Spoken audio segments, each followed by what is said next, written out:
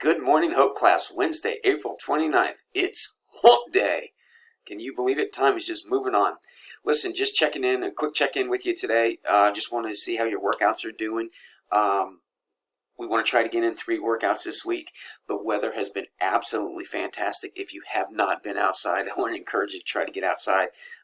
Enjoy the sunshine, the fresh air. The weather has been beautiful. I guess that's one of the reasons why we live in Florida. So continue with your workouts. And just as a quick reminder, I need you to read pages 598 through 601. It's all about motor vehicle safety. That will help prep you for our conversation that we're going to have tomorrow on Thursday as we talk about safety while driving.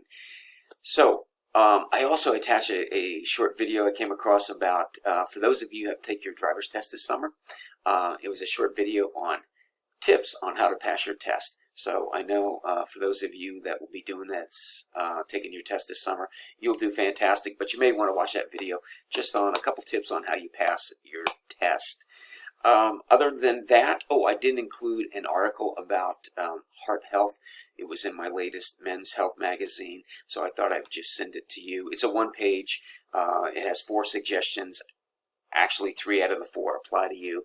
But sometimes when you read this thing for the 19th time, it'll sink in. So just read that one-page article about heart health, and then we will be ready for Thursday. So I'm here for you. If you need me, just give me a quick shout.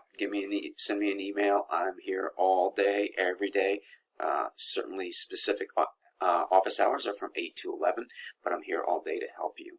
I sure do miss all of you. I want to encourage you to stay home, stay safe. It seems like this curve is starting to flatten a little bit, and hopefully we'll get all this behind us and we can finally be together again.